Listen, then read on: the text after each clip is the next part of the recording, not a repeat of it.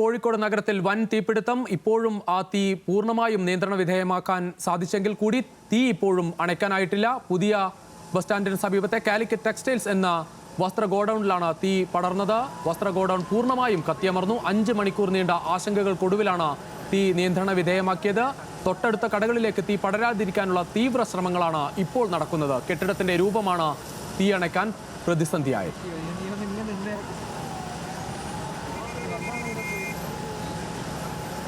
തടസ്സങ്ങളാണ്, പലവിധ തടസ്സങ്ങളുണ്ടായിരിക്കും. അത് നമ്മൾ സ്റ്റെയർ കേസ് ആയാലും മറ്റു കാര്യങ്ങളായാലും എല്ലാം ഫ്രീ ആയിരിക്കണം. നമ്മൾക്ക് ഫ്രീ ആയിട്ട് മൂവ് ചെയ്ത് ഫയർ എക്സ്റ്റിങ്ഷ് ചെയ്യാനുള്ള വേ വേണം നമ്മൾക്ക്. അതുപോലെ തന്നെ നമ്മൾക്ക് മറ്റ് എന്താ പറയുക, കൺജസ്റ്റഡ് ആയിട്ടിരിക്കരുത്.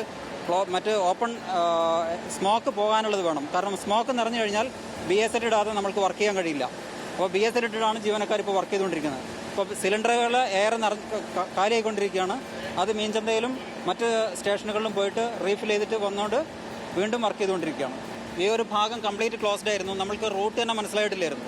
ആ റൂട്ട് നമ്മൾ കണ്ടെത്തി അവസാനം അവിടെ പൊളിച്ചതിന് ശേഷമാണ് നിങ്ങൾ ഈ കാണുന്ന ഈ ഭാഗത്തെ നമ്മൾ തരപ്പെടുന്നത്. ഇപ്പം വർക്ക് ചെയ്തുകൊണ്ടിരിക്കുകയാണ്. ഏതാണ്ട് നമ്മൾ അണ്ടർ കൺട്രോളിലാണ്. മറ്റു വിഷയങ്ങളൊന്നുമില്ല. തീ പടരാതെ നമ്മൾ നോക്കിയിട്ടുണ്ട്. ഈ കത്തിയ ഭാഗങ്ങൾ കത്തിയിട്ടുണ്ട്. അല്ലാത്ത ഒരു ഭാഗത്തേക്കും നമ്മുടെ ഫയർ പോയിട്ടില്ല. രതീഷ് വാസുദേവൻ ചേരുന്നു കൂടുതൽ വിവരങ്ങളുമായി കോഴിക്കോട് നിന്ന്. രതീഷ്, ഇപ്പോൾ തീയുടെ അവസ്ഥ എന്താണ്? നിയന്ത്രണ വിധേയമായി എന്ന് മനസ്സിലാക്കുന്നു, പക്ഷേ ഇപ്പോഴും ഒരു ഭാഗത്ത് തീ പടരുകയാണ്. രുചീഷ്, തീർച്ചയായും നേരത്തെ പറഞ്ഞ പോലെ തീ നിയന്ത്രണ വിധേയമാണ്. കാരണം ഫയർ ഓഫീസർമാർ സാക്ഷ്യപ്പെടുത്തി. കാരണം അതിനുള്ളിലേക്ക് പ്രവേശിക്കാൻ കഴിയാതിരുന്ന ഒരു സാഹചര്യമായിരുന്നു തീ പടരാനുള്ള ഒരു സാധ്യത ആശങ്ക പരത്തിയിരുന്നത്. എന്നാൽ ഇപ്പോൾ JCB ഉൾപ്പെടെ കൊണ്ടുവന്ന് ആ കെട്ടിടത്തിൻ്റെ ഒരു ഭാഗം പൂർണ്ണമായും പൊളിച്ച് അതിനുള്ളിലേക്ക് വെള്ളം ശക്തിയോടെ പമ്പ് ചെയ്യാൻ സാധിച്ചു. മാത്രമല്ല മറ്റിടങ്ങളിലെ എല്ലാം ചില്ലുകളൊക്കെ തന്നെ ശക്തിയായി പൊട്ടിച്ച് അതിനുള്ളിലേക്ക് കയറാനുള്ള സാധ്യത ഉണ്ടായി. ആ സാധ്യതയിൽ മാത്രമാണ് വെള്ളം കൂടുതൽ ശക്തിയോടെ പമ്പ് ചെയ്യാൻ സാധിച്ചത്. അങ്ങനെയാണ് അവിടെ ഉള്ളിലുള്ള തീയൊക്കെ കെടുത്താൻ സാധിച്ച സാഹചര്യം ഉണ്ടായത്. നിലവിൽ നേരത്തെ തന്നെ ഭൗതിക സാഹചര്യങ്ങളൊക്കെ ഒരുങ്ങിയിരുന്നെങ്കിലും വെള്ളം ശക്തിയായി പമ്പ് ചെയ്യാൻ പറ്റാത്തൊരു സാഹചര്യം ഉണ്ടായി.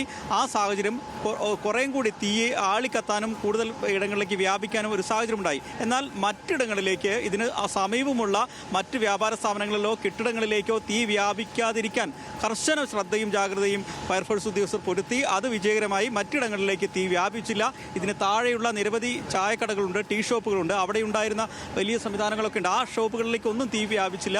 ഇത് പൂർണ്ണമായും തീ പിടിച്ച ആ ഭാഗത്ത് തന്നെ തീ നിയന്ത്രിച്ച് അണയ്ക്കാൻ സാധിച്ചു, നിയന്ത്രണ വിധേയമാക്കാൻ സാധിച്ചു എന്നതാണ് വളരെ പ്രധാനപ്പെട്ട കാര്യം.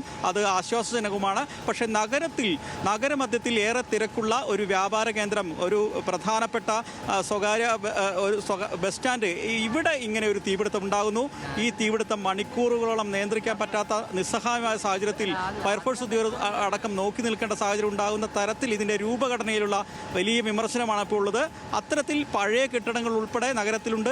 അത് നഗരത്തിൻ്റെ അപകട സാധ്യതകളെ കൂടി വർദ്ധിക്കുന്നു. മനോഹര നഗരമാകുമ്പോൾ അത് അത്തരത്തിൽ തന്നെ അപകടം പതിയിരിക്കുന്നു എന്നുള്ള ആശങ്കയും ഈ ഘട്ടത്തിൽ ഇത്തരമൊരു തീപിടുത്തം നമ്മെ ഓർമ്മിപ്പിക്കുന്നുണ്ട്. മിഠായി തെരുവ് മനോഹരമായിരുന്നു. അവിടെ ഉണ്ടായ തീപിടുത്തം നമ്മെ എല്ലാവരെയും ആശങ്കയിലാഴ്ത്തിയിരുന്നു. അതിനുശേഷമാണ് അവിടെയൊക്കെ വലിയ ആധുനിക രീതിയിലുള്ള അഗ്നിസുരക്ഷാ സംവിധാനങ്ങൾ ഉൾപ്പെടെ വന്നത്. ഒരുപക്ഷെ അത്തരത്തിലൊരു ചിന്തയ്ക്ക് ഈ സ്റ്റാൻഡിന് ഉണ്ടായ തീപിടുത്തവും ഘടകമായി എന്ന് നമ്മൾ കരുതേണ്ടി വരും. രുചീഷ്. ശരി രതീഷ് വാസുദേവൻ, എന്തായാലും ഇത് സംബന്ധിച്ചൊരു അന്വേഷണം നാളെ മുതൽ തന്നെ തുടങ്ങാൻ പോവുകയാണ് അഗ്നിരക്ഷാസേനയും. വലിയ തരത്തിലുള്ള ഒരു തീപിടുത്തമാണ് ഉണ്ടായത്. അഗ്നിരക്ഷാസേനയ്ക്ക് തുടക്കത്തിൽ കെട്ടിടത്തിനുള്ളിലേക്ക് പ്രവേശിക്കാൻ പോലും സാധിക്കാത്ത തരത്തിൽ വലിയ തരത്തിൽ കെട്ടിടമാകെ പടർന്നു പിടിക്കുന്ന ഒരു സാഹചര്യമാണ് ഉണ്ടായത്. 5 മണിക്കൂറോളം സമയമായിട്ടും ഇപ്പോഴും തീ പൂർണ്ണമായും കെടുത്താൻ സാധിക്കാത്തത് കൂടി കണക്കിലാക്കുമ്പോൾ അത്രമാത്രം വലിയ തീപിടുത്തമാണ് നഗരത്തിലുണ്ടായത്. വിവിധ ജില്ലകളിൽ നിന്ന്, മലപ്പുറത്തുനിന്നും കണ്ണൂരിൽ നിന്നും അടക്കം ഫയർ എഞ്ചിനുകൾ എത്തിക്കേണ്ട ഒരു സാഹചര്യമുണ്ടായി. വിമാനത്താവളത്തിൽ ഉപയോഗിക്കുന്ന ഫയർ എഞ്ചിൻ അടക്കം എത്തിച്ചാണ് ആദ്യഘട്ടത്തിൽ രക്ഷാപ്രവർത്തനം നടത്തിയത്. എന്തായാലും ഏറ്റവും ഒടുവിൽ തീ നിയന്ത്രണ വിധേയമാക്കാൻ സാധിച്ചു എന്നതാണ് ആശ്വാസകരമായ കാര്യം.